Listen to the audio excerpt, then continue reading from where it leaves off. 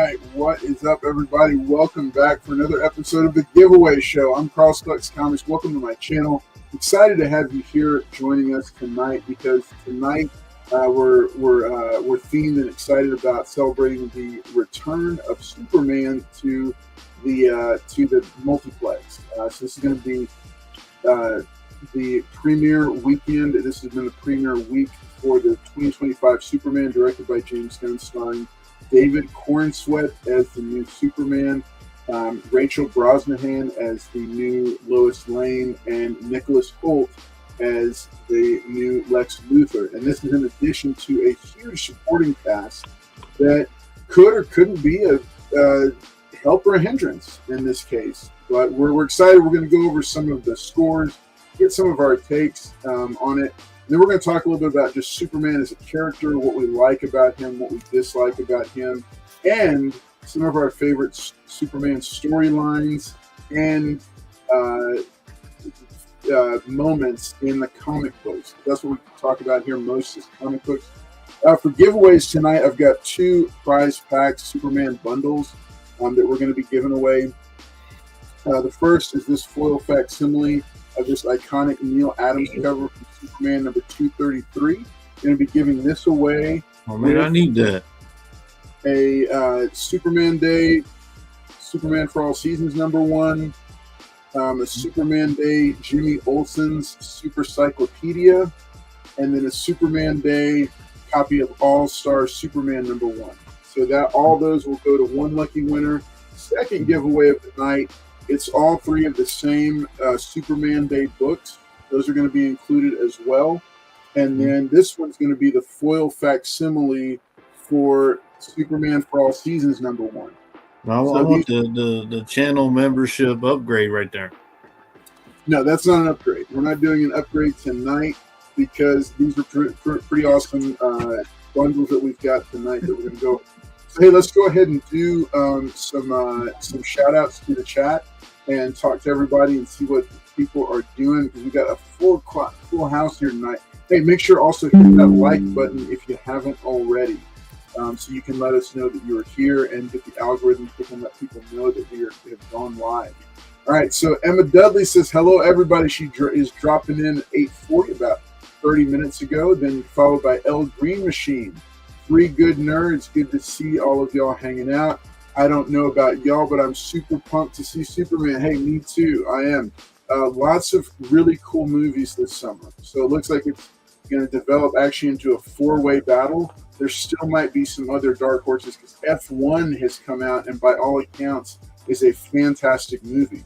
So that's another one that I didn't count on even considering seeing in the theater. But man, it looks good, and everything I'm hearing about it is that it's just a stellar film. All right, let's see. To be honest, I'm in no hurry. Okay, let's see. Australian AC, what's up? Good to see you. Hey, there it is. Hashtag Man of Steel for your chance to win. Go ahead and drop that hashtag in the chat below, because we're going to start that first giveaway off not too long from now. David Dotson, what's up, buddy? Good to see you as well. Glad that you're here.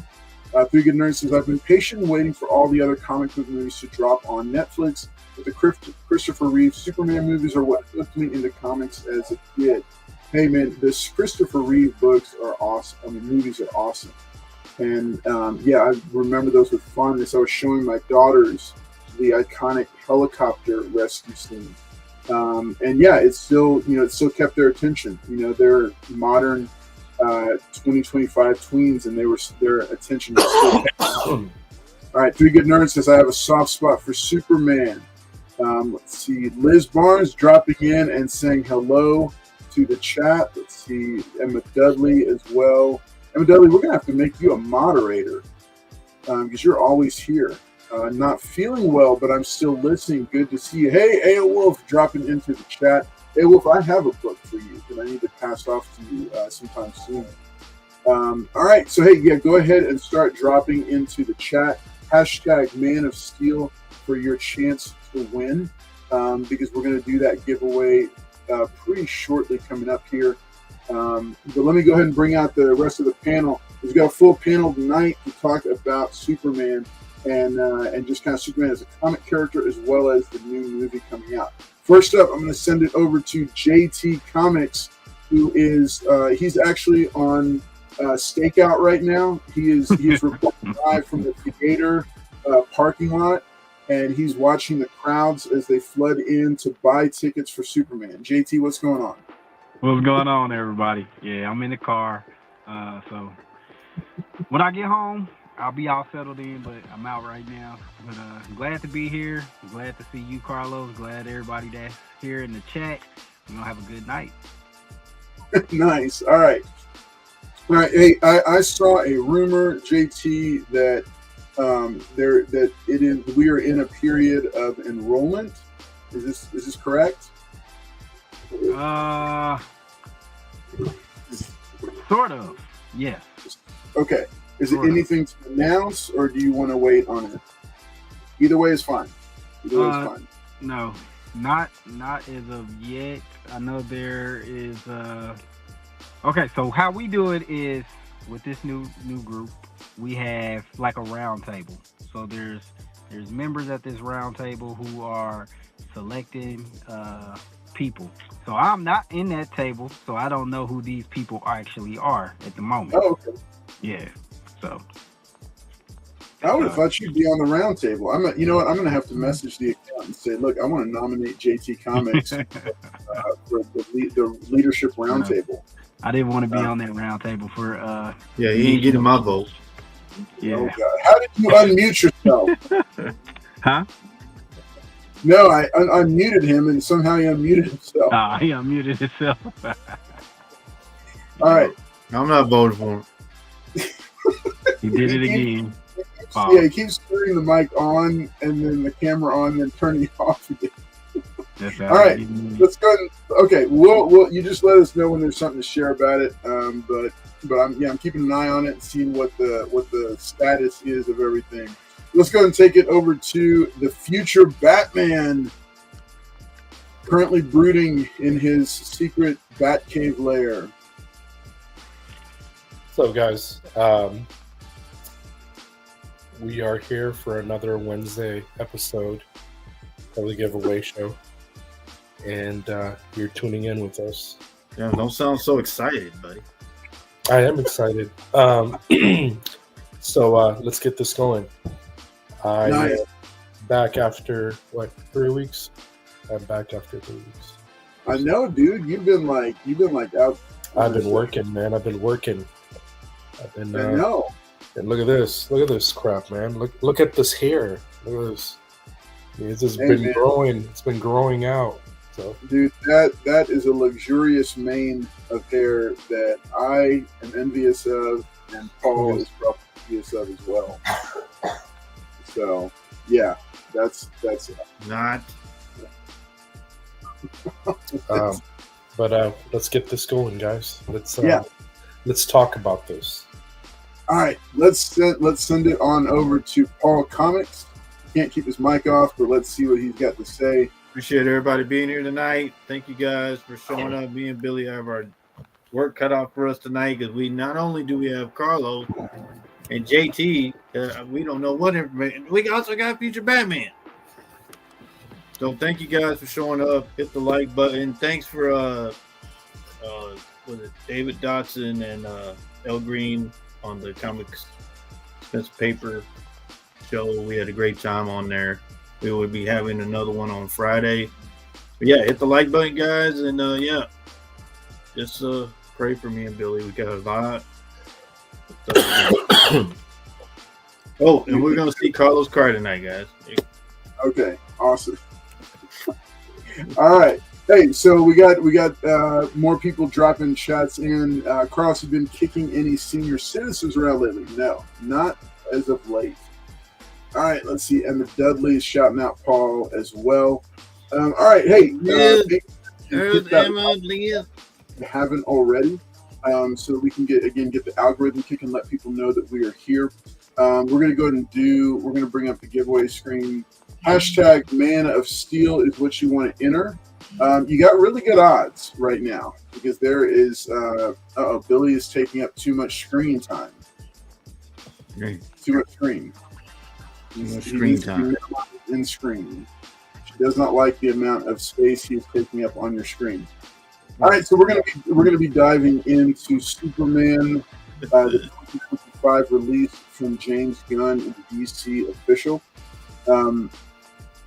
So starring David Cornsweet, Rachel Brosnahan, and Nicholas Hoult, as well as cast of supporting superheroes and villains.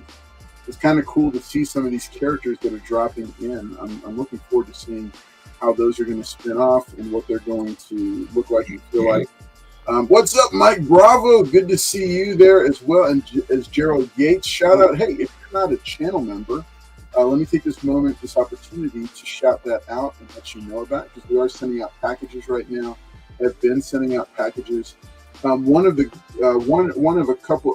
few different ways that you can support the channel and help keep it going, help us pay expenses on it, is by becoming a channel member. I'm going to talk about expensive paper showcase in a moment, and then I'm also going to talk about the ads and stuff. But one of the big ways you can support the channel is by becoming a channel member. Now, there's different ways that you can do this. All right, I'm going to walk you through them. They range in price from $4.99 all the way up to $19.99, which I think we may be folding our Canadian one because it's. El Green says the music's kind of loud. The music's kind of loud. He said, turn down the music just a hair. Cool. Okay, I got my package delivered to me by the best delivery people. Nice. That's right. We did get to go and see Emma Dudley at her shop, at her location, and drop off her first bundle for her. Emma Dudley got a couple of nice autographed books, including the Superman book. Emma Dudley, I don't know if you knew or not. I'll go ahead and say this real quick. So there are three of these with three different colors. Gave you a really nice one with autographed blue, by Tom Grummett, one of the artists that worked on the series. This has special meaning to me. All the autograph books I got come with a certificate of authenticity from Expensive Paper Company. But this was a cool one. Of these went to Emma Dudley, as well as a nice Nathan Zerdy signed book and some giveaway winnings and a really nice art box, Spider-Gwen art box, which I think her granddaughter automatically took from her. So, all right, what's up, Jonathan Dodson? Good to see you as well. Remember, hashtag Man of Steel for your chance to win. Let's go ahead and first, when we come back from this giveaway, I'm going to ask the guys if they have any books that they picked up that they want to show off, because it is New Comic Book Wednesday. If they've got any books they want to show off. Yeah, I hope you guys brought some. Yeah. All right, so first book up that we're going to be giving away is this copy of Superman for All Seasons, #1. This was a really cool foil, really cool kind of interesting foil the way they did it. But you're going to get this as well as these three Superman Day comics from earlier in the year. And so I will go ahead and say that we were still under sponsorship with Lone Star Heroes Comics and Toys, so I'll shout them out because these did all, even though they're no longer a channel sponsor, these all did come from them. So I want to shout them out and say thanks to them for their support. Got a chance to shop at a couple of their shops this weekend. They had their 4th of July sale and dragged the girls along with me. But the girls had a good time and they enjoyed it. All right, what's up, Variety Trading Card Collector? Good to see you as well. All right, let's go ahead and bring up the screen here. Okay, now we're looking good. We got 17 entries. Remember, you must be present to win. I'll put up a shot clock for those that can, so you can do it. And yeah, the first bundle is going to be this Superman for All Seasons foil. And let's go. Yeah, I think we're at 17 entries, so we're good enough to go. So I'm going to go ahead and run this. Good luck, Carlos. There you go. I was about to give you the opportunity for it. All right, here we go, folks. 3, 2, 1. Good luck, everybody. There we go. All right, there we go. There we go. Very there nice. He is, there, Carlos.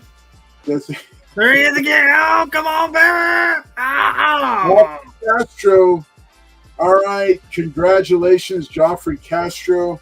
thanks for tuning in. Joffrey's a pretty regular viewer, hangs out with us all the time. You actually have a bundle. I think it was already put together. But Joffrey, this is going to be your. Mike Bravo says rigged. He said. All right, so Joffrey Castro, this is going to you. This little prize package to help celebrate the new Superman movie opens in theaters this Friday. So congratulations, buddy. And again, thanks to Lone Star Heroes for providing that for us. Oh, wait, here's the chart. Go ahead and write this. Joffrey Castro has some pretty good books coming his way. Because I saw some of the other books that you won this season. Some good stuff. All right, so I'm going to go ahead and put this here. I need a bag and board for these.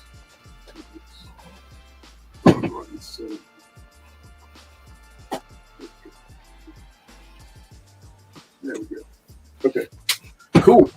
All right, so real quick. Oh yeah, man. Hey, they really did it right for these foils that came out. DC put out they really rolled out Superman big time with some of the, because there was a third foil that we gave away at a members giveaway it's about a month ago, 3-4 weeks ago, and it was the All-Star Superman, and it was the same thing as Superman for All Seasons.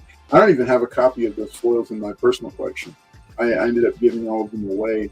So good stuff. All right, so congratulations to Joffrey Castro. Glad that you won. Joffrey, just drop in real quick, say a hello so I know you're here. And then make sure you've subscribed to the channel and that you're hanging out, because we're going to be doing our second giveaway of the night not too long from now. Let's go ahead and look at, let's see. Okay, yeah, let's look at some new books. So panel, if you got new books that you picked up, make sure and share those. I'm going to bounce it over to you in just a moment. I know that Paul has a massive haul. Apparently he's got several multi-$1,000 books that he picked up in the dollar bin. So I'm looking forward to seeing those. JT is of course still walking around in the parking lot. We don't know where. What are you doing? He got Chipotle. What? No, he didn't. Paul, is that? Look.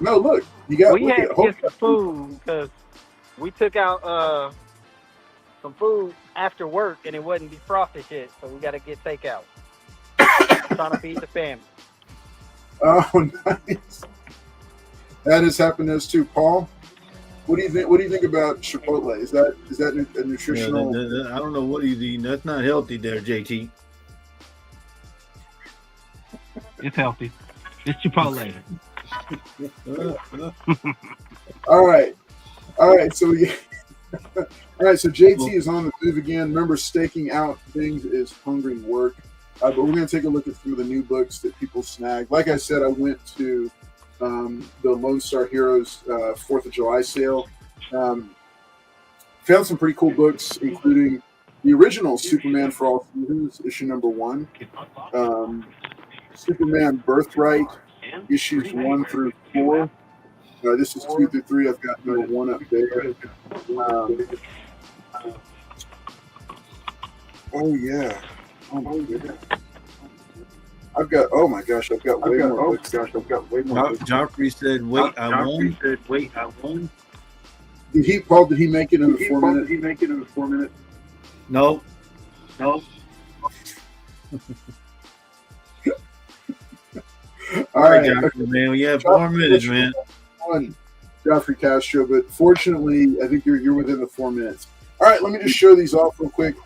So I took my daughters with me, and they got to spend more time at the park than I spent inside the comic shop. But they also did some comic shopping. They helped Dad pick out.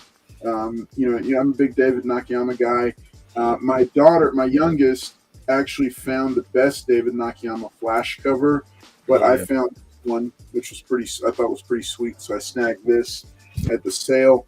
Got this. Let's see. Let me show these off. Okay, let me show this one off. All right, so G.I. Joe, the new G.I. Joe, this is issue number 7. They're doing these foil masks. So I got one of these, which is pretty cool. Also got this Beachhead cover. Beachhead is an underrated G.I. Joe character. Pretty slick. Void Rivals number 19. Here's the A cover for G.I. Joe number 7. Secret 6 number 2. Because I think I had 1 and 3 already. One of the this Batman 617, the foil for the Hush storyline. I was trying to build a full set, possibly as a giveaway, but I don't know if I don't think I have all of them. Energon Universe, the 2025 special, which features the introduction of Matt Tracker. Let's see, Secret 6 number 4,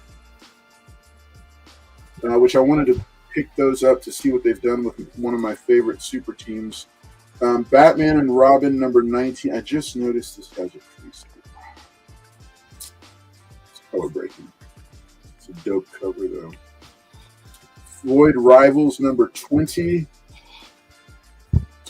Ultimate Wolverine number 7, which is this is actually going in somebody's box.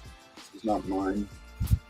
Supergirl number 2. I don't know that this was the one that I requested, but it's still a beautiful art germ cover. All right, and then Emma Dudley, the sweetest person in the world, saved a copy of this book for me. Yeah, you shouldn't have done that, Emma. Yeah, but she's awesome like that. All right, then she also snagged this for me. Said, here you go.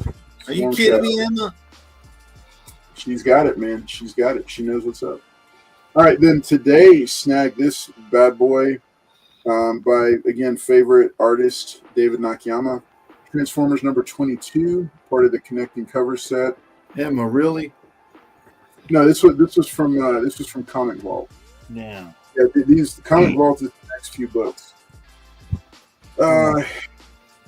Marvel swimsuit special with this is the Adam Hughes cover. I knew it. Snagged this. And then also snagged the Mark Brooks swimsuit special. This is the Mark Brooks cover. This is a wraparound, so it goes all the way. Last but certainly not least, I wanted to shout this one out because I'd like to have him on the channel. David Marquez from Ultimate Spider-Man. He's done DC books, he's done Marvel books in addition. I think he's well known for Ultimate Spider-Man, or for Miles Morales Spider-Man. He just dropped his new series that he created from Image Comics, The Unchosen. Issue number 1 dropped today in comic shops. Make sure and reach out to your comic store to ask for I'll tell you, I'm about to shout out this terrible worker at one of these comic shops. Don't get me started. It is not a Lone Star Heroes comic shop. That's all I'm going to say. This woman exercises no caution whatsoever when handling books. She dinged one of my other books. All right. Okay. Anyway, The Unchosen number 1. All right. So plenty of books here. Lots of all new books. They picked up some good books themselves. They sure did. They got some really good books. I don't know where all those books. Oh my gosh, there's even another stack here. No, you know what? I'm going to send it on over to Paul because Paul's got a ton of books he can't wait to show. All right, Paul, what do you got? Oh, man. Okay. All right, well, let's see here. We're going to make Carlos cry tonight. Let's see. All right, we'll start off with these. So I still got back and board some of these. A new character, I believe. I think this is a Derek Chu. Got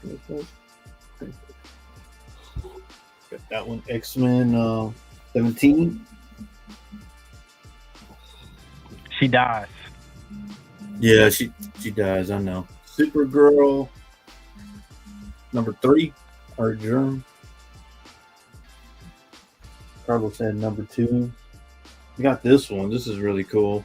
Fantastic Four number 1. Alex Ross, I think.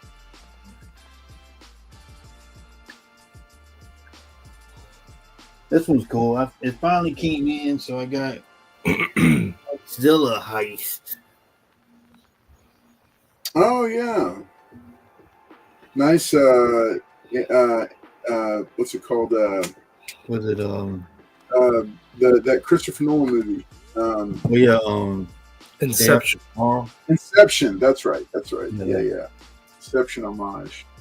So I got the regular cover for the 17.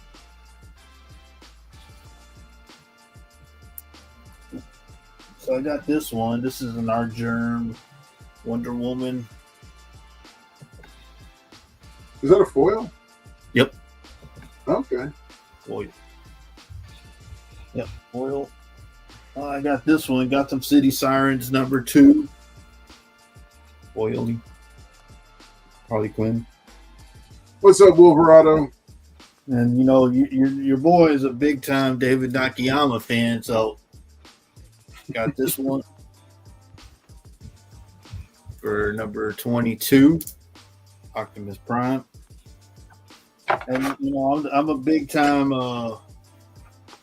Miles Morales fan, so I got this one. This is the 1 in 25, #35.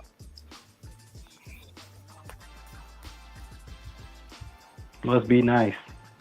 Yeah. Oh, I got these two. These are pretty cool. So I got Super Pets Bite Identity Crisis thing.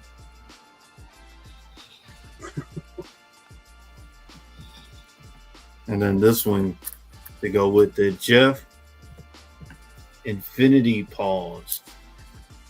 So Jeff the Land Shark gets the Infinity Gauntlet, and he's gonna have a good old time with it. So, like he said, your boy went while JT and Future Batman and Carlos were sleeping. Your boy was out there. Look at that. I wasn't sleeping. I was working. Oh, nice. Yeah, sleeping, working, same thing. Nah. Hey man, I'm proud of you. You finally got a copy. So I got swap #2, the photo or movie bear or something like that. Man, look at you, Paul, building up your collection. Yep. X-Men Annual #9, Art Adams. Oh man, look at you, buddy. Way to go. What the hell? Got another Art Adams. Oh man, yeah. I remember when I picked up 5 of those from the dollar bin. Mm-hmm. Those lingerie covers. My goodness. Classic X-Men 21, another Art Adams.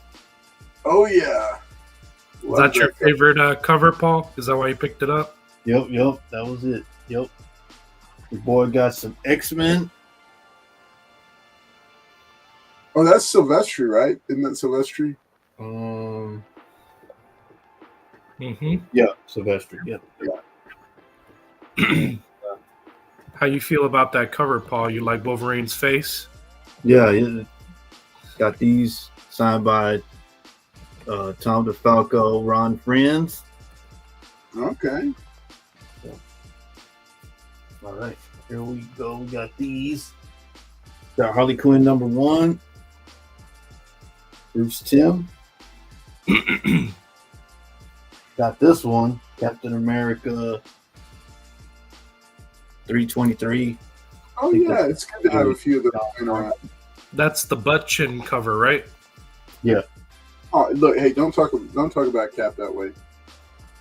West Coast Avengers #45. White Vision. White Vision. What? Oh, easy there. I mean, Green Vision? Okay, Green Vision. Whatever. Got this one. Iconic battle cover. 213. Oh, we continue on, don't we? I like this cover. I had to get it. X-Men 136. You notice, so cover's deceptive. Cyclops actually dies. Jean Grey still lives. So don't let the cover fool you guys. Here we go. Predator number Third 1. print. First print. Third print. Yeah, Jeez. First print. Look at you, buddy. Way to go. Dang. And then we continuing on. We continuing on. We still got a couple more. Look at this. Okay. Oh, That's There's the a reason why your boy cover, right? takes it out. There's a reason why your boy takes it out. Oh, nice. That was that the 5th print. Woo! That's first. So if y'all don't know, that's first appearance of Deathstroke, and then something about. No, it's not. Hey man, hold on, man. I'm holding the book, man. It's Dick Grayson as You know, that's Nightwing. why your boy takes stuff out. And then so He don't even know what he got. He has no idea. Yes. It goes along with that. And you can find these where, Paul? Hey, Paul, is that the one where the Sentinels malfunction in the comic? So funny story on this. I found this book. Me and Carlos were talking about it, but then I went to another store. You got the set. Buddy. Thank you. Boys out there getting it, guys.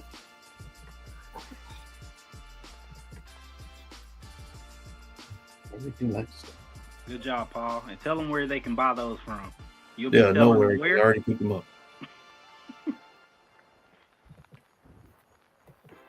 And they're for sale.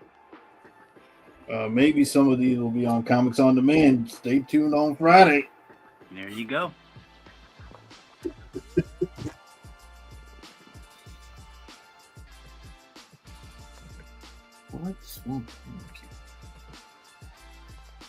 All right, you done Yeah, I'm done. already? Yeah, I'm done. Already. Hang on. I thought you I could get it going, but I you know, you had some books. we got Future Batman. We got I mean, I don't really have anything to show off except for maybe one thing, and it's something that Paul and Carlos have already kind of seen. Okay. Well, I have. But You have the big one back? No, you don't. You have the big one back? No, you don't. The big book. oh no, I mean, I don't have anything back yet from our. Okay. It's just something from our trip. So Paul had this in his hand, and he wanted to make sure I got it at the con. So about a month ago, when we were at Fan Expo Dallas, this is from last year, back in October. It's been almost a year since Oh yeah, you got that. I got my William Shatner. Oh, nice. Yeah, I got my William Shatner book back. So as you can see, good old Mr. Shatner signed it there. And then, since it is a Superman episode, Superman's on the team and he's saying, "Hey, I want you to meet our new captain." He says, "Justice League, meet our new captain, team captain," and he wrote down William Shatner right there. Of course, I had it all boxed up, but there's a foil edition of this too. I didn't want the foil one because apparently the foil one, it at the top right here actually says reprint. So I didn't want the foil one specifically because I don't want a reprint version of that. Even though it is, I love foil editions and everything, but I saw this one and I was like, it's the first actual print that came out. So I went off and I got that. I really wish that Mark Waid, who's my favorite Superman writer, I wish Mark Waid was at the con, so I would have probably had him sign, somewhere next to William Shatner. Because, even though William signed this book, it's always nice to have, the writer of the book and so forth. Sometimes even the artist too. But I like the fact that it says up here, it says William Shatner cover, Nice. It says William Shatner variant cover. So, aside from the fact that it's a signed copy, it's also says it on the cover too, that it's a William Shatner, or that's supposed to be William Shatner, even though it just has his likeness on there. But yeah, that's one thing I wanted to show off. Paul had this book at the con, and he wanted to make sure that I got it in my hands. And we went back to the, it was Paul, my wife, A Wolf, and then Carlos. We were all at the at our little hangout, our little headquarters, and Paul's like, "Hey, here you go," and I'm like, "Holy crap, Paul!" Like I was like, "Damn!" So he saw my face light up when I saw that, because I've been waiting almost a year for that book. So I wasn't able to show it off to you guys until today. So that's all I have to show off. Everything else is still in my box at the comic shop. Hey, that's pretty stellar, though. Yeah, I haven't been able to go and pick up my book. So now next week, I think, or the week after, I think we're all going to try to do the Fantastic Four thing. But I do have a really old Fantastic Four book that I'm supposed to buy tomorrow. I already got the first appearance of the ship, right? Like their little hovering craft. I think I have it somewhere. Should be either in my room. I usually put it back here before the show starts, but I bought that one already. And I guess when the Fantastic Four episode shows up, when we do a Fantastic Four thing before this season finale, I guess I'll show off some of the Fantastic Four books that I recently bought. But that's one book that I need to go and pick up. So, but as for Superman goes, it's the only one that I'm showing off, guys. So let's continue on. All right. I guess. Let's keep it moving. JT, you got anything you want to share? Yeah, so Dang, you already went home. no, I didn't. Yeah, I am. He teleported. But I got this book. Nice. This is the Spider-Man. So anytime Miles has a cover where his face is showing, I try to get it. Yeah. Nice. I also got another copy. And this is one of my favorite artists right now, Sanford Green. So I got this variant. And then, for some reason, my comic book shop didn't have my Miles Morales book, so I had to get this one off the shelves. And then they're supposedly ordering my variant that I need for this same That's book. a cool book. Huh? I said that's a cool book. That's a cool cover. Yeah. Zoom in on that. Say that again. I said zoom in on that. That's a cool cover. Oh, I haven't actually seen that cover. That's cool. yeah, all the covers are like this. For Yeah, this, it's very. story arc. It's like what Greek mythology, Yeah, like the stuff So you would see on the pots, yeah. telling a story. That's cool. You got Hercules in the background. Mm-hmm. Yep. And then, since we showing some little bit of books, got a couple more. Some of these I posted on Instagram. So this is Wolverine. Yeah. I got this signed. Remember, didn't you show that last week? What? No. Then I had this book before, but I ended up selling it. So now I have one back in my PC. Young Avengers #1. Careful your shoulders, man. Shoulders.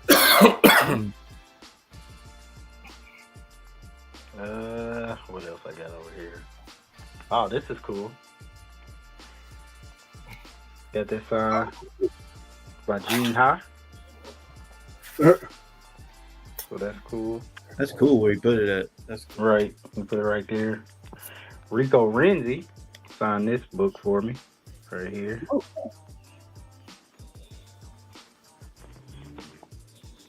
And what else? Oh, this is a cool one. So this is a cover of all the hip hops. Oh yeah, all the hip hop covers. Yeah. And it has this by Rico Renzi right there. And Sanford Green. So this is like one of those books you can take different kinds and get it signed by all the artists. Oh, so nice. that's what I'm gonna do with this. Yep. That's a really cool idea. I like that. Yep. And then last one is Spider Punk. Oh yeah, Maria Wolf. Oh, Fine. okay. Yep. And that is it. Everything else y'all want to see is on my Instagram page. Hey, that's some good stuff there. Some good Yeah, be stuff. careful with your shoulders, man.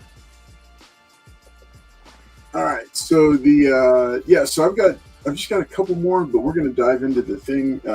Completed this connecting cover set for my G.I. Joe run. Got some cover buys, some Batman cover buys that were pretty sick. Remember to do hashtag Man of Tomorrow for your chance to win. Got some Nightwing stuff here. I think this is the wraparound for issue number 100, the big logo and all the different versions of Nightwing on it.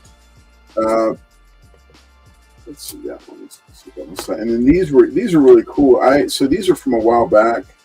I don't remember what year this was. So Mark Brooks did several of these for the Detective Comics run. So for issue number 986, and he did these, I call them the blueprint variants, and these are just really sick. I really like how they turned out. So I snagged a set of these because everything was 50% off. So I went ahead and snagged a set of these. That's the Batmobile one, and then here's him in the Batwing one. Like these are perfect to have like a white paint marker sign on the blueprint section. And then the motorcycle one. So I just thought these were really cool because I hadn't seen anything like these. I have a couple of them, but I went ahead and just grabbed. My daughters were real big into grabbing comics based on the cover, which I guess we all did that when we were kids. The cover was what would grab us and what would get us to go ahead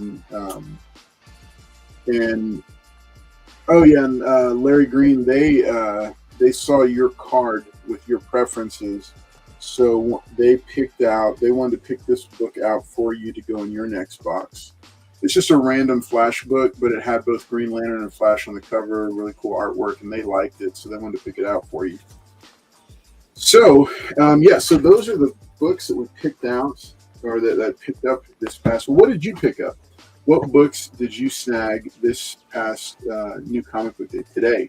Over the past couple of weeks, what have you been picking up? What are you reading that you're really enjoying?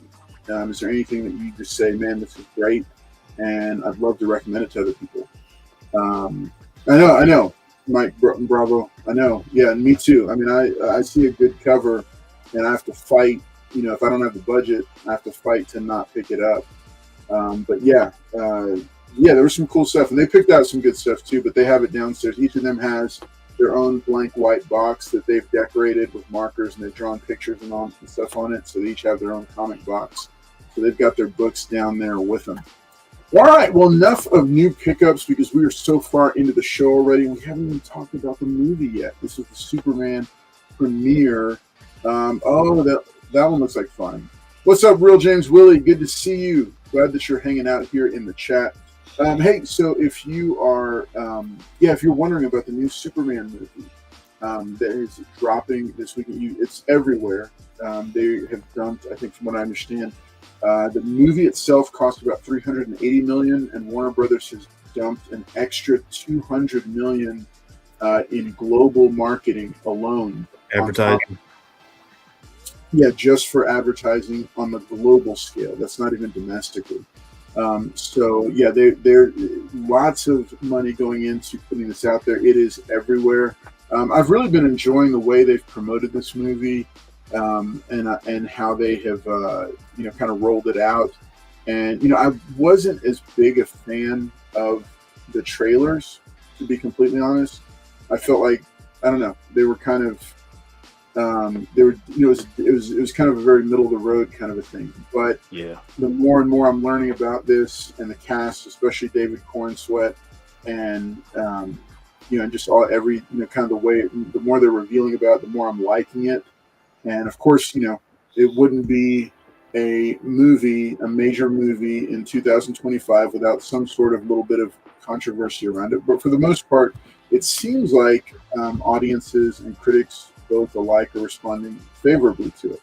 But with that being said, I wanted to open it up and get some ideas from everybody.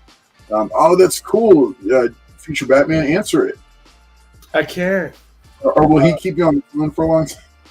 I mean, I could have put him on speaker just so you guys could hear it was Arthur that was calling you just now. Oh, that's cool. So for those who don't know, the voice of Destro from the original G.I. Joe cartoon is actually good, close personal friends with Jen. And so He's leaving me a message right now. Oh, that's nice, man. Oh man, you should tell it. Oh, dude. He said, Jen, my brother, how are you? How's Nashali? How's the baby? I don't know, but you're a little rascal. I miss you, man. Give me a call back. Call me. Let us know how you're doing. I tried to call Edwin the other day. He hasn't picked up. Blah blah blah. So he's leaving me a message, and I'm just kidding. I'm getting a. He's leaving me his number like I don't have it. Like what? Like, but it's yeah. I could pick up now, but it'll be weird. Yeah. I don't want to be disrespectful. Yeah, no, I understand, but that's cool, man. That's cool though. So I'm glad to see that. So we're gonna keep it good. Yeah, Jen, I'll mention something to you about it afterward, after the show, after we wrap. All right. So it looks like, hey, C. Cole, what's up, buddy? Good to see you here. Glad that you are dropping in here and saying hi. Liz Barnes says a friend of mine is an extra in the movie and the trailer. She's excited. Very cool. Real James Willie is reminding everybody, smash that like button, sub up your panel, and share. Thank you so much, James Willie. Much appreciated. So panel. So the new movie is coming out. We are here at the release. We've been talking about it, I think, for over a year now. As different pieces of information have come out about it. I've been waiting, I think, now for 2 years for the new DCU to start, and this is James Gunn calls this his first film entry in the new DC universe on film. So after this, we've got Supergirl, we've got Lanterns, we've got Peacemaker season 2, we've got Clayface, we've got all these other movies and shows and stuff coming out. All right, so what on the eve of the new Superman movie, what are your thoughts about the movie, and do you plan to go see it? So I'll open it up. Yeah. So yeah. I'll go. Yeah, go ahead, JD. Tell y'all what I'm gonna do. Let me preference this by saying I'm not gonna say I am, but I have been one of the biggest Superman haters of all time. I feel like he was OP, and they make stories that are so whack that he always loses. I'm like, how can somebody super strong, invincible, basically, get beat by these regular, normal, weak villains, right? But at the same time, I'm an 80s kid, so I grew up in the 80s, so I watched the old Superman movies, and I love the old Superman movies. And it made me think, before this movie come out, that I like those movies because they were so lighthearted, light, versus the Superman movies now. Like, I did not like Henry Cavill as Superman. He smiled like one time in 2 movies. So I was like, oh, he's so dark. He was dark. He's not Superman to me. So I don't like that take on Superman. So this new movie, I'm gonna give it a chance because I like the brightness of it. It looks more happy, more fun, more hopeful, which what the S stands for. Yeah, them old movies threw me off about Superman. I did not like those movies at all. That Snyderverse stuff. I felt like it was like Batman all over again. Like his father dies. They had the same backstory. It was so. But I have high hopes for this one, so I'm gonna go see this one, and hopefully it turns it around for DC. So nice. Okay, real quick, while I got you on here, while you're on, let me ask this. So, this is because I know you collect black superheroes. Mm-hmm. What do you think about Mr. Terrific showing up in this one? And that's the one thing I do not have, Mr. Terrific. Really? I'm not a big DC person, so Wow. I don't know too much about Mr. Terrific. But I am excited to see him in this movie. I just hope Jen's probably gonna bring this up. It doesn't get convoluted. It doesn't have too many characters in it. So hopefully he has his time to shine, and then it goes back to being a Superman movie. Yeah. That's I think that's been a pretty common concern with a lot of people, and even especially like with movies like Captain America: Civil War. It's like at a certain point, you're like, okay, wait, what are we watching? Is this an Avengers movie or a Captain America movie? Right. But Captain America: Civil War, they successfully navigated that, even though they had a ton of new characters. They had new characters, a ton of extra characters, but they still kept it a Captain America movie. Yeah, I think what JT's saying is like but Captain America's first movie didn't really have a lot of characters. No, it didn't. Right? Yeah. So, Jen, what do you think? We all usually prep and we usually talk to each other before, like a few minutes before the show starts. And Carlos, Paul, JT, we're backstage. This is what the current score looks like, right? I mean, it's at like a 76, right?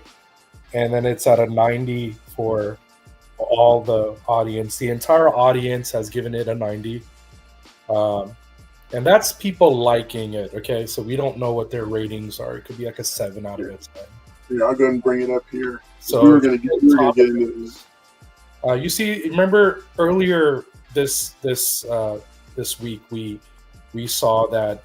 Remember that was like in the 90s. It was in the 95, right? They were like, Rotten Tomato debut Superman at a 95, and we all know the people that follow Rotten Tomatoes, and I'll follow Rotten Tomatoes, but I actually follow Metacritic, and Metacritic doesn't overhype movies. They just tell you the way it is. They're like, hey, and the same thing that these reviews are saying about the movie, Metacritic has already said that, hey, there's a lot of characters in this movie. Does it hurt the movie? Yeah, a little bit, but what's the actual problem with the movie? It's just a little messy. That's it.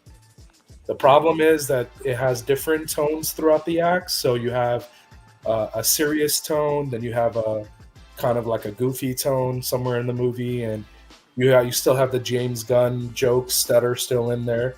But it doesn't hurt the film, right? It's just the inconsistency, like Nashali and I were talking about Blue Beetle, right? And I had mentioned this to Carlos, and I said, hey, my problem with Blue Beetle wasn't the plot. I thought the plot of the movie was fine, but the tone of the movie is what sort of kind of hurt Blue Beetle, right? Even the antagonist, right? It was like this powerful woman who had like a henchman, Omac, and your character is only going to be as strong as your antagonist. Now, Superman doesn't have that problem. He has all these like extra villains in this movie, right? He has like a Kaji monster. He has Metamorpho. He has the JSA. There's a lot of things. He has his dog who gets, apparently from the spoilers that had came out. It's not really even spoilers. Spoilers. Yeah, it was just, the dog gets kidnapped. But we don't even know what that plot even has to do with the story. But the point is that we expected the movie to be a success, right? That's why you have Warner Brothers throwing an extra $200 million, which I even told people before the movie came out. Warner Brothers are spending close to $343 million on this movie. They're like, no, they only spend 225. I'm like, listen, Mark, calm down. Like, I'm telling you from what I'm hearing that Warner Brothers has spent extra money, and even on reshoots, remarketing, because, he had one eye going this way and another eye going that way when he flies. So they had to fix all these things back in December. all this tells me is that James Gunn cares. Okay, I remember that was my issue with like the movie, right? Like last year when we talked about it. Does James Gunn care? I mean, is he just making a movie because he wants to be part of redoing and wants to be that guy? But does he really care? Because he always, he made fun of Superman and Peacemaker and this and that. No, he cares, and for that sole reason, I will probably go watch the movie when the hype dies down. I don't care about Snyder fans. I don't care about Gunn fans. I don't care about you guys going at each other and comparing Superman. I don't care about Henry Cavill. I thought he was okay. I didn't like his Clark Kent. We've talked about this before. Clark Kent needs to be separated from Superman. If you're going to make Superman serious, then make Clark Kent more lighthearted and a goofball. Okay, Superman doesn't have to be like JT says. Like, he only smiled like twice in that movie. He's right. Superman should be a symbol of hope. He should be more positive. He shouldn't be Batman, right? So I will say that I'm not sold on the guy that's playing Superman right now. I have to see the movie first, right? I still think that he's wearing a big red diaper. A lot of people, they're like, oh, well, the trunks are bad. I'm like, yeah, but if his mom made the suit, I could totally get it. His mom is not the perfect. She's human. She's trying to do the best she can with this suit. Dean Cain had his mom make the suit. The 1990s comic books had his mom make the suit. We don't know the origins of where he gets his suit, so they don't talk about that. I even searched it up. Does his mom make the suit? So no, apparently they don't talk about the suit that he wears. So maybe he gets a new suit later. Who knows? I don't know. But these are the things that were bothering me. Because I just, the guy's been working out at the gym. He's 6'5". He looks almost as big as JT. And he's wearing a JT's smiling there. He's wearing this loose suit, like almost like Captain Marvel, right? And I think that's my issue is make him look make him look like Superman. Because right now he kind of looks like Mr. Bean. He has kind of like this little goofy smirk to him. But eventually, I think he'll grow on. I think he'll grow on a lot of us, and slowly we'll accept him. Kind of like, Tom Holland went through the same stuff. Remember, everyone loved Tobey Maguire, and when Tom Holland came, everybody thought he was ugly. And then when we saw him die in Endgame, Mr. Stark, he dies in Tony's arm. Everybody started crying in the theater. I didn't cry, but a tear did drop. Jen, right. All I'm saying is that you bawled. Watched the movie when you were crying like a baby. You're crying. Don't lie. You were crying like a baby. I think I'll watch the movie when the hype drops. I think it'll probably be maybe early August. Yeah. Maybe around that time. I don't like the movie theater around the popcorn and talking and let me enjoy the movie by myself and let me really think about what I'm watching here, and then I'll give you a deep analysis of how I truly feel. Because Metacritic said, like I said, they're very tough on their grading. Anything over a 65, right, is like, oh, it's a success. That's how Metacritic is. But they have the movie at a 73, right? And now you're seeing Rotten Tomatoes, it went from a 95. It's transitioning down to an 83. I think the movie is probably a solid B, maybe, and I'm not saying a B plus, I'm not saying a B minus, I'm just saying it's probably like an 84, 85 out of 100. And that's good. That's a great start. I will say that what JT said about and even what Paul and had said about the too many characters, I don't think that that's a good idea, putting so many characters in the first movie. I'm always against that. And like Captain America Civil War, remember he was in Avengers before that movie. He was also had 2 other movies before that. You know, he was in Winter Soldier. You know, there were he was already an established character, so it's not like you can't do other characters in a movie where people don't know who he is, right? With Superman, you're redoing him, kind of give him his respect. You know, you don't have to bring Green Lantern, Hawkgirl, Mr. Terrific, a dog, his girlfriend, and his girlfriend's girlfriend, and his best friend, and Lex's like little baby with the alien and the Martians and a Kaji monster, and you got like, I mean, what is it, like 30 freaking other characters that are all getting like 20, 15 minutes of screen time. And like I said, I'm reading what the reviews are saying, and they're saying that's where the mess is, right? All right. That's where the So message Jen has walked us through the reviews and how those are going. Let's jump to the chat real quick. Jen, I always love getting your perspective because it's always. I'm just saying. I'm just being honest. We'll see. We'll see where it goes. So far, it's a good start, but we'll see where it goes. All right.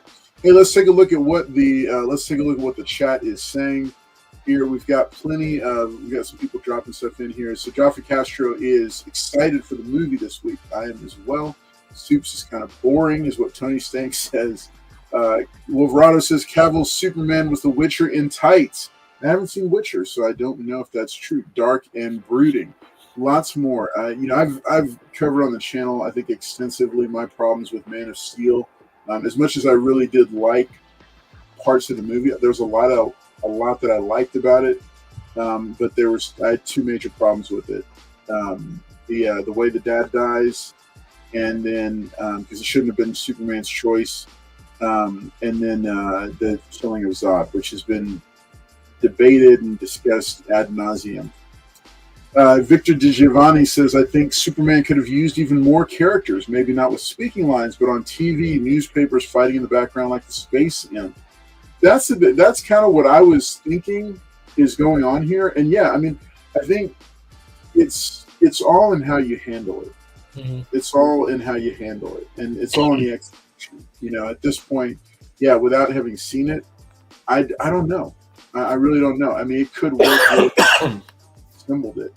I mean, I love the idea of like superheroes popping in and having a couple of minutes here and there for different parts when it makes sense to the story, but always in service of the story. Liz Barnes reminded us, hey, hit that like button if you haven't already. All right, Man at Variety Trading Card Collector says, man, if I win, I'd like to gift it to 3 good nerds. Very sweet of you to do that, sir. Very nice. All right, Vic says, trunks are just a superhero staple. It's pointless in 2025 to nitpick about that. All right, Mike Bravo says, Jen, see you tomorrow at 2 p.m. showing. Bring the soup and popcorn bucket. Vic says, it's a great film, B+. Mr. Collector says, my goal is to see it before Paul watches it. If he's not going to tell me everything, yes, everyone dies. Mr. Collector, I said no spoilers. No spoilers, sir. I really just want to see it for Michaela Hoover. I don't know who that is. 3 more days and I'll be able to see Superman. Okay, yeah, because in Australia, Vic says, this is spoken like someone who hasn't seen the film. I haven't seen the film, and I don't think anybody on the panel has seen it yet either. That is super sweet. Thank you. All right, no problem. And Tony's saying, remember, hashtag Man of Tomorrow for your chance to win. We're going to do the giveaway in just a couple of minutes here as we continue on with our discussion. All right. So we've looked at some of the critic scores when Jen was talking about it. Paul, what do you want to add to the? Oh wait, you'll find out who before Paul talks. Michaela Hoover is Cat Grant, by the way. Okay, she's in the trailer almost more than she's. She's Cat Grant. Good. Okay. All right, I'm digging it. Yeah, I just didn't recognize the name right offhand for who it was. Okay, Paul, what are your thoughts? All right, well, I don't know what Jen and JT were talking about, guys. I mean, like I said, Henry Cavill's the greatest Superman ever. That's who I like. So I was like Jen, and I was really bashing this new Superman. But when I seen them utilizing the crypto and talking to a few of the DC guys that are like really diehard DC dudes. This is the guy you start with. This is DC's flagship guy. I agree with Jen a little bit. Putting all these characters in, we don't need them in here because we're trying to introduce this new James Gunn movie. But I don't know. I'm just gonna go watch it and just have a open mind about it. I mean, there's no monorails like Wolverado was telling me. There are 2 post-credit scenes. So like y'all tune in on Wednesday, and I'll give y'all the real rundown of how I feel about it. Yeah, as far as how I feel about it, I don't know. I'm just gonna be optimistic. You know, the other characters may help Superman out, so we'll see. All right, do you already have tickets to go see it? No, I think I'm gonna wait like Jen and wait till August or when we're gonna go see it, Jen, on September. Probably in August. If you guys want to like pair up and see it in August, we can do that. Yeah, go see it, guys. Just go with the open mind. Sorry. All right. No monorails. I would say Batman is DC flagship. Here's the thing. I think Batman has been done to death on film. And I think that we need to, we need Superman. And you have to start with Superman. He's the OG. I mean, Batman's more of a guy that a vigilante type. Superman is the guy everybody looks up to as a kid. You're like, he's truth, justice, American way, or whatever they want to call it now. But yeah, I agree with Carlos. Superman is that guy you're just like, I want to be like him when I grow up. Henry Cavill was not him. Yeah, he was. No, he wasn't. Well, what are you talking about? He took mommy. What are you talking about, JD? He let his daddy die. He was the greatest Superman ever. Everybody. I He mean, couldn't even save the Yeah, and the collector's right. Everybody dies at the end, guys.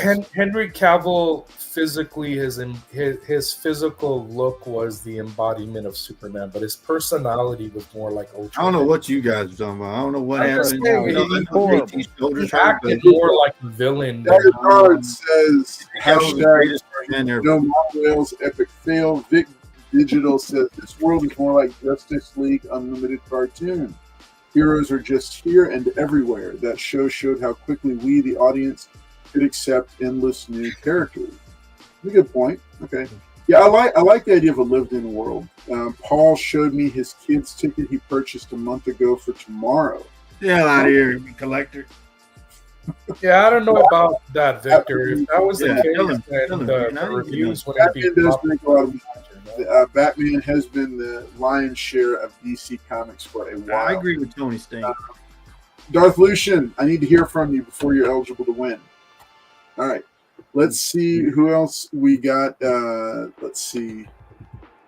I agree with okay. you, Tony Stain. Batman makes more money. I agree with that. All right, that's right. He does, man. He does. He does. is Yeah. like he I don't know what's carries. wrong with the panel. The Henry Cavill is the greatest Superman ever. No. Oh gosh. I mean, here's my take. I'm gonna say this real Oh, quick. man. Here we go. Here we go. Just like all the James Bonds that have come before, like whoever the new one's going to be. Same thing with Superman. Each one of them has brought something unique and cool to the role, and I've enjoyed parts of all of them. Yeah, but they didn't wear a diaper. I've enjoyed Dean Cain, even John Hayes Newton. I've Christopher Reeve, loved him. Yeah. Henry Cavill. Tyler Hoechlin was a fantastic Superman for the few seasons he got Superman and Lois. That show could have probably gone on forever. Tom Welling was a fantastic Superman. Yeah. I mean, there's a lot of them, and there's like Timothy Daley, great voice actor for Superman in the animated series. Lots of great stuff. Lots of great characters, and I just love as a fan that I've gotten to experience all these different iterations, and now I'm getting to show them to my kids. Tony Stank saying all the right. It's just pretty cool. It's a really cool thing to see those different actors embody the character. Let's see. Okay, Vic says Superman isn't interesting enough of a character to be the only hero in a film. He's interesting for how he interacts with and bounces off of other characters. That is actually a really good take, because if Superman, well, because here's why. Here's why I think Vic can drop more in there. Vic, you need to come on the show sometime. But like, I'll drop this. I'll put this out there. Just mental chewing gum to think about. It's not that Superman is boring. It's that Superman is the ideal. He's the thing you strive for. And the thing that makes characters interesting is when they fall short because of personality traits, flaws, tragic flaws, or whatnot. All those things that make us fall short of the ideal, that's what makes characters really interesting, because we can relate to that. But the thing with Superman, why it's been so hard for people to really wrap their minds around and appreciate him, is because he is the ideal. You need to go back and watch the 1978 Superman movie where Lois Lane dies in an earthquake and he gets emotional and he screams, and his father's like, that's forbidden. And he goes back in time and all that stuff. Like, you're saying all these things, but that's why Christopher Reeves was such a great Superman, is because he was like the embodiment of the character, not just his look and how handsome he was, but he was able to distinguish between being a clumsy Clark and also being a very serious. Do you like pink? Like that whole scene, like, oh, can you see through things? What's your weakness? Which is kind of dumb that he told the newspapers what his weakness and his strengths were, because only Lex used that against him later. But that whole concept of, oh, do you like pink? All that. And just the boy charm. I like pink very much, Lois. He's smiling at her. He's kind of blushing. That whole thing. Superman, he's not a hard character to do. You just have to have the right person to understand how to write him, because he's already overpowered. He's it's what, Carlos said it, it comes short, right? That's what creates but how can you come short? He's not brave, he's not courageous, because he's overpowered. Because to extend on it, I would say, like, finding challenges for Superman, I think, you would have to pair him up with Parasite. You would have to have Lobo fight him. You'd have to have Mongol fight him. Darkseid fight him. No, that's what makes Lex Luthor such a great villain. Correct. Villain for him, is because for all of his strength and his power set and his, not perfection, but because he's, for his being overpowered, because I know you guys have said he's overpowered before.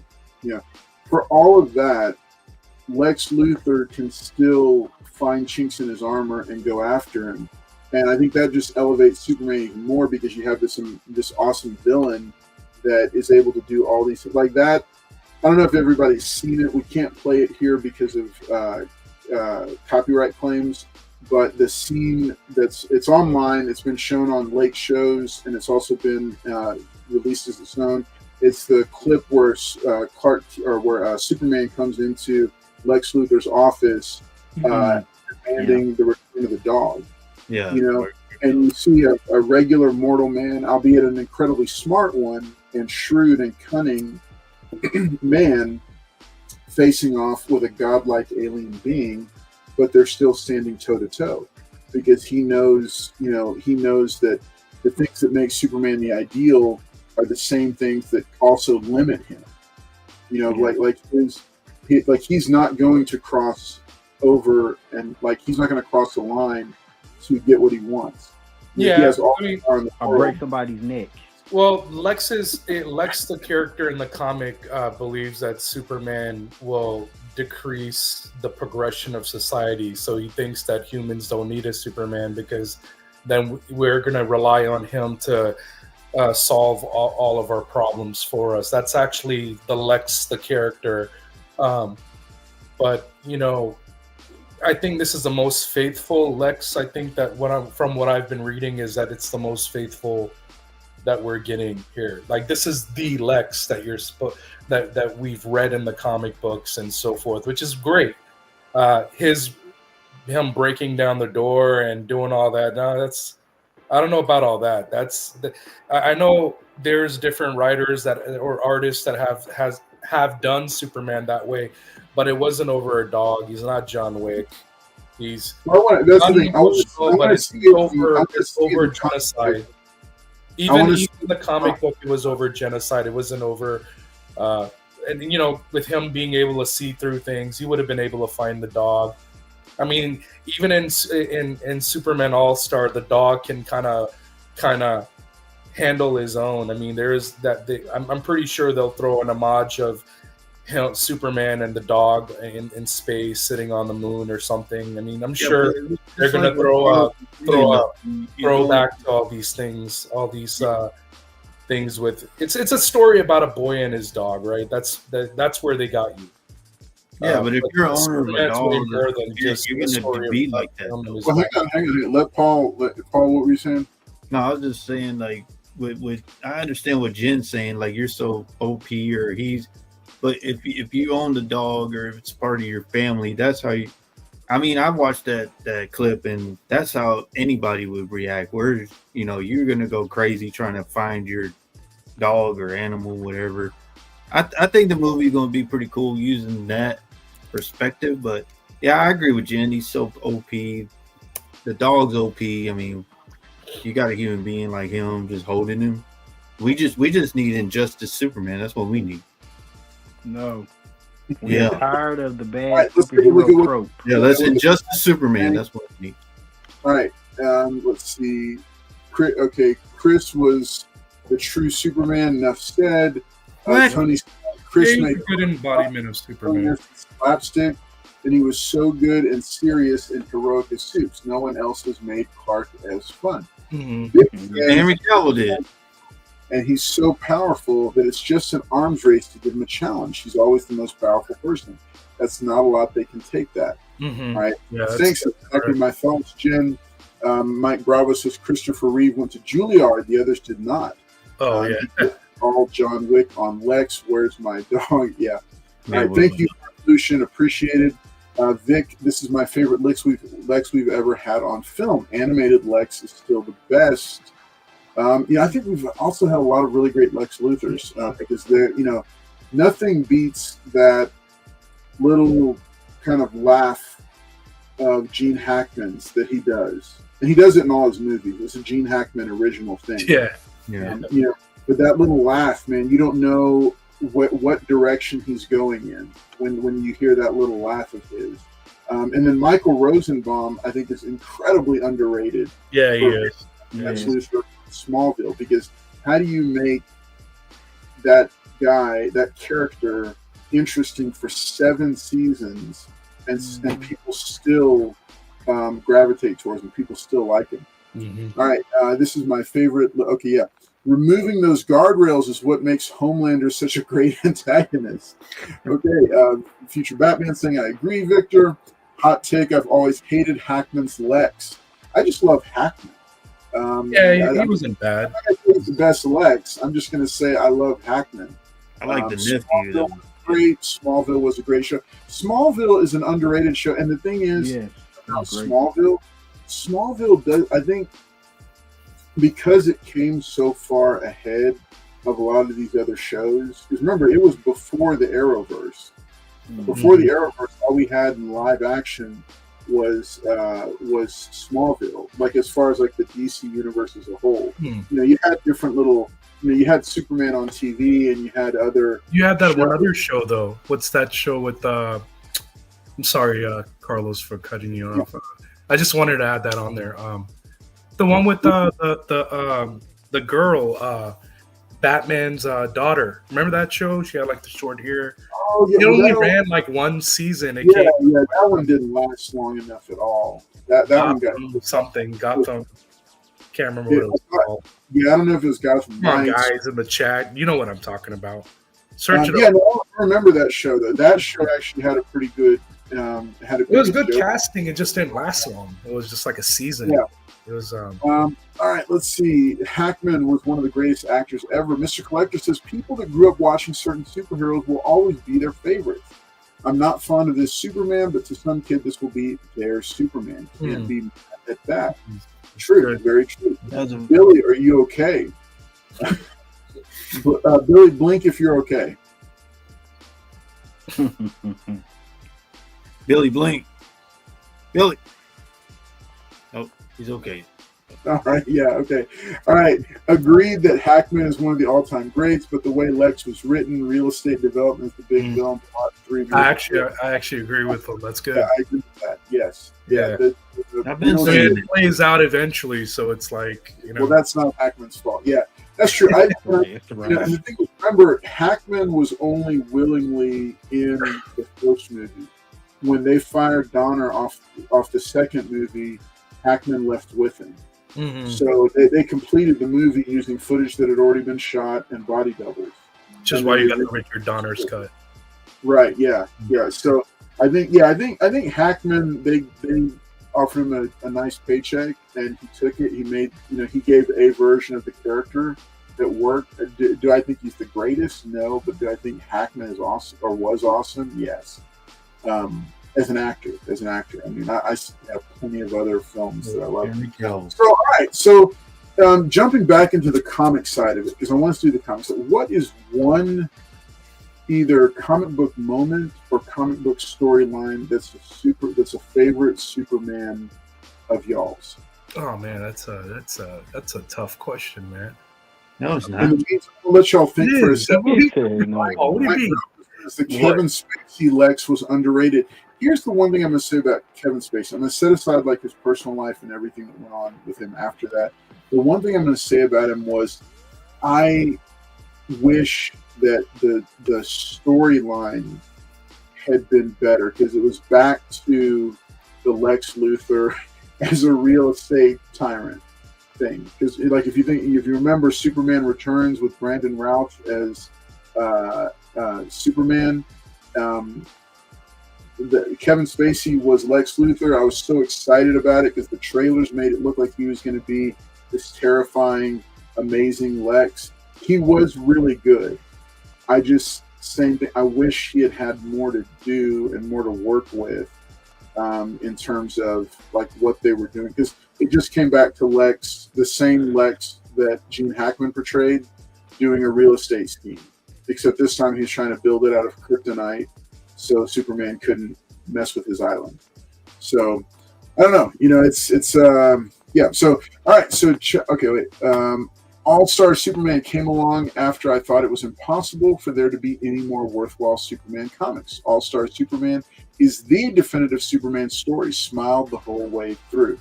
Hey, glad you brought it up, Vig. So I've covered these on the channel. These are the DC Comics compact. These are DC's compact comics. All right, they are a digest-sized version of some of the favorite storylines. Of course, James Gunn had major storylines that influenced the film universe he's creating, reprinted in this format. The thing I love about it, it's small and it's inexpensive.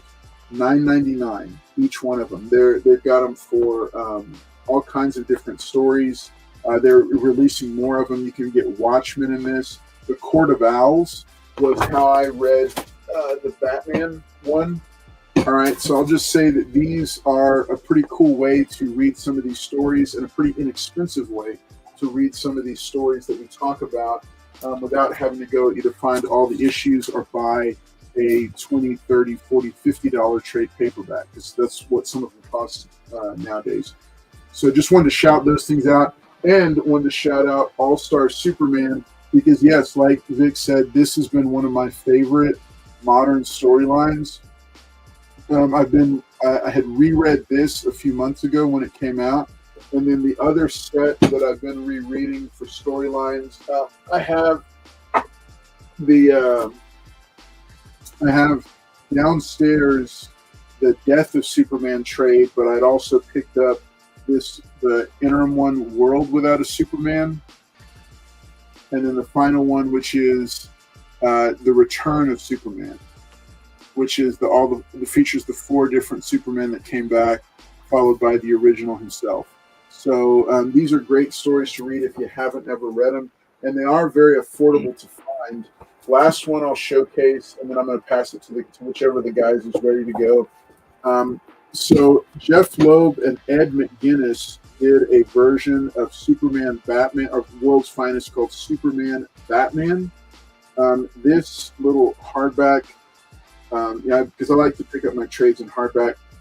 This one, called Public Enemies, is where Lex Luthor assembles all the world's villains, supervillains, to go after these two characters, as well as a team of superheroes who are loyal to the United States government, including the John Stewart Green Lantern, Captain Atom, Katana, Power Girl, Black Lightning, and others. So, fantastic read. This is just a fun, old school, like if you like All-Star Superman and you haven't read the Jeff Loeb one, because remember, he changed, it was a different writer later on in the series, but these early issues of Superman Batman, especially the Public Enemy storyline, highly recommended.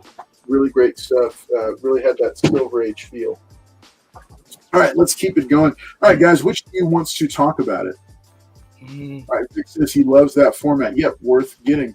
Steve Cole says Dwayne McDuffie added an extra scene in the animated adaptation of All-Star Superman that nobody noticed until after his death. He was a fantastic guy, man. Dwayne McDuffie, he was so awesome. I mean, that's such a great name drop. That's awesome, man. Awesome, Cole. That's pretty cool. Look for that. All right, what about you, Jim? Man, there's a lot of great moments. I mean, clearly the way I talk about Superman, you guys already know I have a very big bias on the character. I just love the character. That was something that, my grandmother and I shared. When we were little, she used to. I used to watch movies with her. Mostly those movies with her. So she used to try to make my hair like Clark Kent when I was a kid and stuff. So, if I was to pick there'd be like three things that I could say like the top three, right? My favorite one is probably from Tower of Babel. It's it's when Superman finally, Batman doesn't know, right? I mean, Batman, he has trust issues. He's had trust issues his whole life, right? With women, with even his butler, with the kids, with sometimes even himself, right? They say Batman wakes up to be Bruce Wayne. That's the thing, right? So he doesn't trust Superman. Superman gives him a reason. So Superman goes, hey, so you had this contingency plan, right? You can knock out Wonder Woman, Green Lantern, Flash, all these things. Me, you wanted to shoot me with a kryptonite bullet and detain me. But none of your plans were lethal. He's like, they were all just to kind of like contain the situation. They were not lethal. It's just, someone took your plans and turned them into lethal part of the Babel story arc. And he's like, but you never had a plan for you. There was no contingency of how to stop Batman. And Batman's looking at Superman. He just kind of smirks, he's like, you are my plan. Now Batman's like, he's like, I don't understand. He's like, the Justice League would stop Batman. And then just Superman, light bulb, and he like looks at Batman, and so he takes out, this little ring, we don't know what it is yet. He just takes out a box and he gives it to Batman. And he's like, hey, just don't open it now. Open it when I leave. And he's like, what is this? He's like, it's just to show that if I ever went rogue, if I ever turned into a bad guy, if I just know that I trust you enough to do the right thing. And then he just walks, he flies away, and Batman opens the box, and it's a kryptonite fragment in the shape of a ring. And you see him kind of like tear up. I was like, that's one of my favorite like Superman. You could say it's like a Superman Batman moment, but I've always seen Batman as like Superman's best friend. That's been like one of those things. The other favorite moment that I've really liked is Atlas, right? It's a story called Superman. What is it called? I have to look this up. It's basically, it's been a long time since I've read this story. It's somewhere in my collection, but basically Atlas is holding all of reality. He's holding your dreams, the entirety of the universe, from the planets to the galaxy and everything, and he just needs a day off. And Superman shows up and he tells Atlas, he's like, I'll give you a break. And he holds the entire universe for 12 hours. He holds, he's Atlas for 12 hours. And people don't understand like how amazing Superman actually is, but he's very powerful. Like he can break reality if he wanted to. He can look into your eyes and dissect your brain, and you can't use your powers. He's done it in the Elite, Superman versus the Elite. He's a very fascinating character, and if he hadn't landed in Kansas, he probably wouldn't have been my favorite character, just because his parents are truly the embodiment of his, who he is. That's why we love him, is because he has a moral code. That's why what JT said, he doesn't smile, not my Superman, he's too dark, and that was another thing, even what Carlos said about the tornado. Yeah, his father would have not told him not to save a bunch of kids in a school bus because of his identity. You just tell him what to do. Like, the right thing to do would be to save those kids. Plus, he's so fast. How would they even know? But that whole tornado thing bothers me also. And I think the final thing that I really like is from Kingdom Come, which is actually one of my favorite stories. It's when all of hope and society has turned against Superman, and he's trying to redeem himself in the public eye. None of his strengths are going to do that for him. Only his moral code is. And Shazam is actually the champion. He's the champion of Earth, and he tries to mock Superman. He tries to defame his character, the defamation of his character. And Superman, as strong as he needs to be, when Shazam is trying to strike him with lightning bolts, Superman, I think he stops aging at the age of like 44, 45 or something. He just becomes a solar battery, and Shazam can't get him. He's like, holy crap, this guy has been in retirement for years, right? And he just comes back out of nowhere, like day one, day two, and Shazam can't even touch him. And and there's a beautiful Alex Ross, it's one of my favorite moments, where Shazam's on the ground and Superman kind of like lays his hand out to Shazam, kind of, he defeats Shazam, but he puts his hand out like, dude, we're on the same side. Like, that moral compass is what makes Superman Superman. And I think that's like what, I think Victor said it too. Mike Bravo's been saying it, Tony Stank, everyone that's been participating. But we like him because of his moral compass. Yeah. It's not that he's so strong and this and that. You have to get that part of his character down. If you don't get that, where's my dog? I get it. He's emotional, even though he does keep his composure 99.9% of the time. But that one moment, Lex really got under his skin. So if, Victor is saying, hey, dude, it's my favorite Lex, there's something about this movie that's probably going to be like, oh, yeah, you know what? They've probably nailed Lex here. But those would be my top three that I could think of off the top of my head. The Atlas, the bro moment, and the, redeeming himself in the public eye in front of society. Even Shazam develops a lot of respect for him, even in the comic in there. But Mark Waid's such a great writer too, so Anyways, Yeah. You guys a class act, like just solid guy. Southern Geek just wrote at the bottom. I'm going to bring it up in just a second, but I want to give JT a chance to talk about it because JT I know has got to log off in a couple minutes. So JT, let's see what you got. I don't have anything to add. Those were some great choices. Great pick. All right. Now, I just wanted to make sure and give you. Do you want to do final thoughts and shout outs while we're at it? Yeah. So thank you guys for coming out. Thank you, Carlos, for having me. Jen for being back on the show. That guy, Paul, whatever his name is.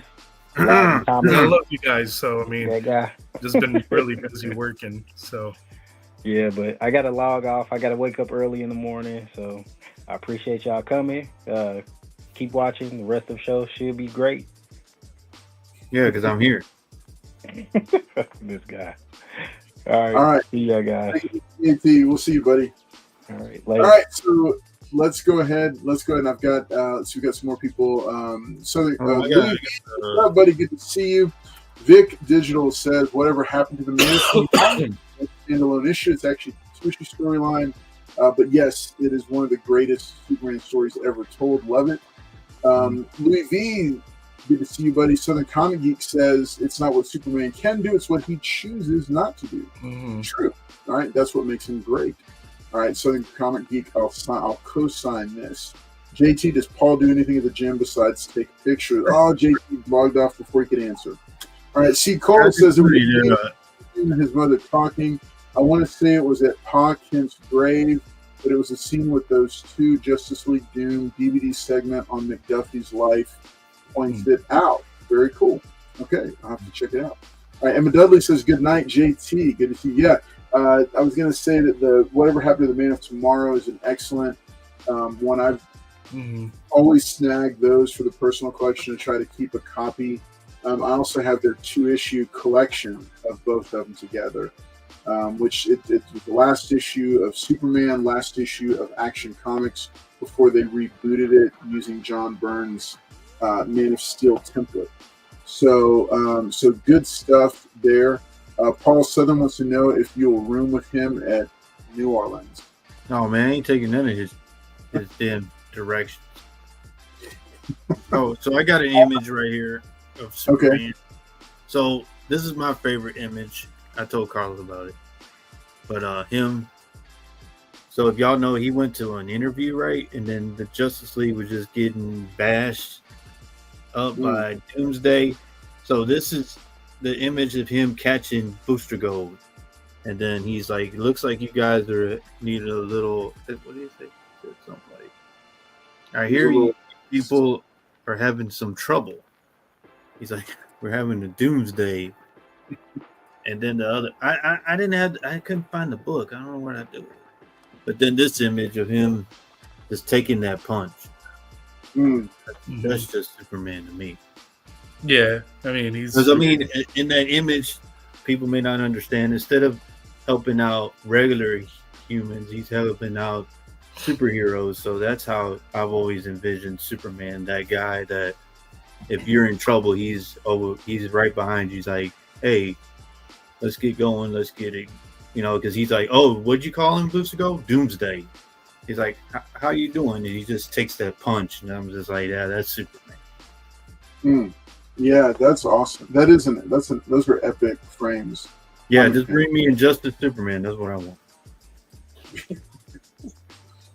All right. No, it's just an image I showed you. No, it was cool. It was really cool. There's so many great Superman moments. Like everybody's pointing out, I'm like, oh yeah, that one, and oh yeah, what about that one? And, just excellent stories out there that are available. Remember, there's a lot of cool stuff going on in Superman comics right now. The Action Comics is taking a look back at his time in Smallville right now. They just launched that last month. Second issue of that storyline dropped today. So make sure and check that out as well. I think it's actually Mark Waid and Dan. I think it's Mark Waid writing it also. Yeah, Mark Well, Waid is an amazing writer for Superman. the guy is phenomenal. He Hey, knows exactly how to write Superman. I just wish he would do the movies, because that's what they miss, is that it's like what Southern Comic Geek said. It's the his ability that he chooses not to do. Like he could kill you, like, or hurt you or whatever. If he wanted to, he could do that to Lex any moment that he wants, but it's his moral code.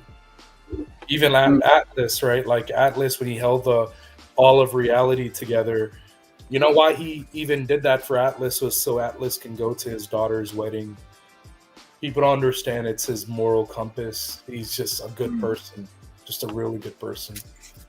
And yet he's whether, immigrant, alien, whatever you want to call him. So he's just a really good person. Right? Yeah. He's I've always equated Superman to like Captain America. When I say ideal, I don't mean power set. I don't mean what they do. I mean like who they are.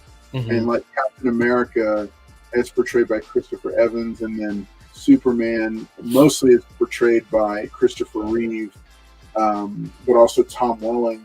I felt also did a good job of encapsulating it. Was just who they are makes them this ideal that we strive for, and that makes you believe and understand that this is why this person or this character is such a big deal, because we can look at him and like a lot of people point out, that moral compass is like right at the center of that. That he just has this innate moral compass of what is right and what is wrong. And sometimes one of the things I'm really excited about in the movie was that I love that interview clip from the second trailer, which I really enjoyed that more than anything else, was when Lois starts interviewing him and he starts to get frustrated because he's saying, people were going to die. I was doing the right thing. And she's questioning, how do you know it was the right thing? Why wasn't, just all the shades of gray that we see kind of in the real world, but he still represents this beacon of hope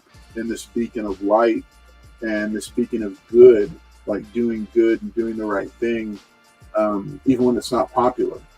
But in this movie, he's not really Superman very long, is he? I mean, he looks like he's still learning, and he's still. I think it's like,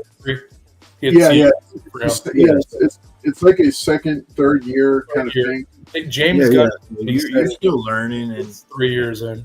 Yeah. That's probably why the suit looks the way that it does. Like I think I was talking to a friend about this. I said, his suit probably looks the way it does is because he's only been wearing it for like 2.5, 3 years. It's his third year. I'm sure he's probably going to be like, hey, I got to upgrade my suit. Because when you see the trailer, you see like. I think there's a new suit coming. I think there's. After James gets all the comments, But what were you going to say, Paul? No, I was going to say, like, because you see him, like, certain things in the trailer, and I don't want to, but we seen it in the trailer, like, him getting defeated, and the robots come in to help him out. Yeah. With the sun. So I think it's, like, more of a training phase. I think I may like the movie a little bit more, because I thought about it, and I was like, well, he's not really Superman very long, so it's like as you go along learning, you mess up, do stuff, so. Yeah, and I'll say that that's a really good point, Paul, because I think of my son, and I'm thinking of him because I missed a call from him a few minutes ago. I think of my son, right? So he just celebrated 2 years in the Marine Corps, and he's still training. So 2 years in, you're still a rookie. You're still new at all of it. So that's a really good point that you bring up, that, he's still learning. He's still growing. Well, in the superhero game, right? He's still trying to make the right choices. And It's like what Carlos was saying about how he was with the dog. I mean, I guess he just has that emotion, and he's just trying to go out get his loved one, I guess. Yeah. I mean, it's his dog. I mean, I understand it. I never thought I'd be the one that's so attached to a dog, but I'm attached to our dog. Like, it's wild because the dog's part of the family. And I think with him, I don't know what the history of the dog is in the movie, but I would assume that's to him. That's a connection to his home world. To Yeah, it Krypton. should be. That's it should be from his home world. I mean, Yeah. at least that's if they're gonna be loyal and faithful. Yeah, If I'm gonna put it this way, if this movie has a scene with Superman and the dog in space somewhere, like on Mars or the moon or somewhere, just looking at Earth, you've got me sold. I'm just saying because I don't know if stuff like catch. Yeah. But if there's any moment with him and the dog wearing the cape or whatever, because that's from All Star, right? Right. Yeah. But if they have promotional artwork of that, I think it's probably going to be beautiful. It's beautiful, But if they have a moment where he's petting his dog and just looking at Earth, and he just realizes, like, dude, I'm the last survivor of Krypton, and you're the last dog of Krypton. Supergirl, awesome. So, I think he'll probably sell me on the idea that, hey, maybe I should give this guy a chance, because it's he just looks a little goofy, but we'll see. I mean, we're over here talking, and now you guys are getting me all hyped up to go see this movie, and may not even last until August. I'll tell you guys later. I'll tell you guys. All right, let's go ahead and wrap it up. Vic says Wade gets a great shout out Easter egg in the movie. Hey, if you are wondering about some of the comic books that I would recommend that you consider adding to your comic collection, there's a link that I've dropped in the comments below. It's also under this week's featured videos. It is the top 10 Superman comics to consider adding to your comic collection. Volume 1, because there's so many Superman comics, I can only fit 10 in this first video. But as you know, I'm getting back when we come back from the break at the end of August. I'll be back to dropping the top 10 videos that built this channel up. And one of the ones that I did less than a year ago was this video. So make sure and check it out if you haven't already. It's a good video that I'm proud of with some great books. Pricing information might be a little bit older, but the books themselves are still out there, and they're great books to consider picking up if you're interested in learning more and reading more some of these stories. I'm also going to drop a link in the video description below, or I'm in the video description here as well. I was going to drop something else. Okay, let's see. Vic says the movie handles the moral compass aspect fantastically. Best aspect of the movie. That's good to hear. James Gunn loves his goofy retro suits. Don't expect it to be upgraded. Okay, good to know. All right, first movie Paul will like. This will be bigger than the movie itself. All right, Liz Barnes says most people relate to the emotions of their dogs. It makes him relatable. Yes, that's good. That's good. All right, so Liz Barnes, my older daughter, fell in love with Barkwing as well. She found a really cool Darkwing cover that we'll have to show you on Friday. Speaking of, remember this Friday night we're going to have the Expensive Paper Showcase. We will be live here selling some books. The Expensive Paper Showcase is another way that you can directly support the channel. The other way, remember, you can become a channel member, starting with the Man of Steel. $4.99 a month, you get access to our twice a month members only live streams where I go over the top 10 videos or the top 10 comics for each week that we're talking about them. Early access to the top 10 videos and other scripted content, loyalty badges, and custom emojis. If you want to get comics in the mail, the webbed wall crawler tier starting at $9.99 a month, you get comics in the mail. This gets you one comic, or for $9.99 a month, or every quarter, and then every quarter for $14.99 a month, which is our most popular tier. You get access to everything below, but also a quarterly care package from me featuring at least 5 curated comic books with a retail value of over $50 based on information provided by you, shipped to your door. This is for the lower 48 states only, because shipping has gotten a little bit kind of out of control. I'm currently offering a Claude Knucklehead, but may discontinue this. But this is for Canadian shipping as well. But yeah, those are just some great ways that you can support the channel. And remember, for as low as $4.99 a month, you can become a channel member and have access to those perks and features. All right, thanks so much for tuning in tonight. Let's do this second and last giveaway of the night, and then we're going to keep it moving right along. All right, hashtag Man of Tomorrow for your chance to win. Oh, Wolverado member for 22 months. Join the family. It's worth it. Good to know. Three Good Nerds also dropped. Three Good Nerds did a really cool unboxing of his one of his bundles, his first bundle, I think. Liz Barnes says, of course, Nightwing saved him from getting shot. That's why Nightwing is my favorite. See that? Okay. Liz Barnes, you need to let me know in the group chat. Remember, hey, if you want to be part of the Carlos Collects Comics group chat on Instagram, shoot me a message on Instagram at Carlos Collects Comics, and I will add you gladly. But Liz Barnes, let me know, where do we find out, because I was looking it up, where do we find out about Barkwing? My daughter wants to read like his origin story and his storyline. So, we want to know about that. Nightwing saved him from getting shot. Okay. We definitely want to know that. So hashtag Man of Tomorrow is what you want to do. What's up, Jason Martinez? Good to see you. Park Place Properties. Good to see you as well. Aowolf dropping in. What's up, Aowolf? Emma Dudley, Southern Common Geek, Three Good Nerds, Dagger Cards, Vic DiGiovanni. You also make sure and check him out on Substack. We'll have to have him on here for a nerdy deep dive because he is comic geek to the core.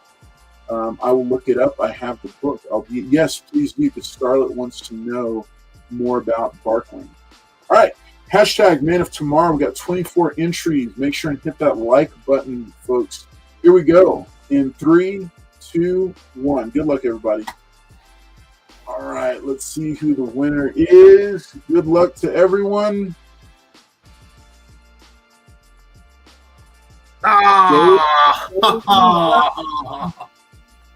David Spider-Man Dotson. I was ready. David Spider-Man Dotson. All right, buddy. David Dotson, you're going to win this beautiful foil facsimile of Superman number 233, featuring this iconic cover from Neil Adams. You're also going to win this. This is the Superman edition of All-Star Superman number 1. You've got the Jimmy Olsen's Super Cyclopedia, Superman Day edition, and then Superman for All Seasons number 1, also the Superman Day edition. So, David Dawson, awesome stuff. Thanks to everybody. Thanks to those guys for joining us this past week on Expensive Paper Showcase. That'll be this Friday night, 7 p.m. to 10 p.m. Central. Make sure and join us because you can get some cool books, purchase some cool books. We'll have all kinds of books for sale. You got to see a bunch of Pauls that he's got. I've got several sets and other stuff here as well that I'll be putting up for sale. But it's a great show. We have a great time with it. It's a good time to hang out on a Friday night and just kind of do something in the background, listen to us jaw on and on about comics. Big thanks and shout out to JT, to Paul, and to Jen, aka the Future Batman, for being here tonight and hanging out with us. I'm looking forward to wrapping up this season, like they hinted at. I think we're going to be wrapping up the season with a special Fantastic Four episode, and I got these a while back. I'll go ahead and show them real quick. I got plenty. Here we go. Yeah, we're gonna do, so round out the season. We're gonna be doing a giveaway. I've got a stack here of some cool. This is in a couple of weeks. I think the winners for that night will get a pack of Fantastic Four number 1 original cover, and then winners will also receive a copy of the Alex Ross homage. Oh, hey, Carlos. Yeah. Apparently, from what I've heard, or even I think they've shown it in the trailer, but that actually happens in the movie. That first. Yes. They've done a lot of recutting of that they've done a lot of recutting of that Yeah, movie. yeah, it's very exciting, actually. I'm hoping for the best. Yeah, me too. I'm hoping for the best. So yeah, so the twins, Jonathan and David, are referencing each other. Yeah, so Joffrey Castro, I picked those up when they came out a couple of months ago and have been holding them in the giveaway box. I'm trying to do better about getting all the different themed stuff around the different episodes, but I'm still gathering stuff. So, yeah. So thanks so much, everybody, for being here tonight. Thanks to everybody for viewing, for commenting, liking, subscribing. And hey, please do consider becoming a channel member. It's worth it. Lots of fun stuff, lots of good perks to it. Plus, we'll be tweaking them slightly for next season. Remember, this season will wrap up on, or this season of live streams will wrap up on Friday, August the 1st. That means that that will be our last episode before we go on break. We always go on hiatus for roughly a month, 3 to 4 weeks, to give us time to reset, retool, in some cases recast. Somehow Paul consistently makes it through with the production staff, and they keep him on. But he's not even paying attention. What did you say? I know, right?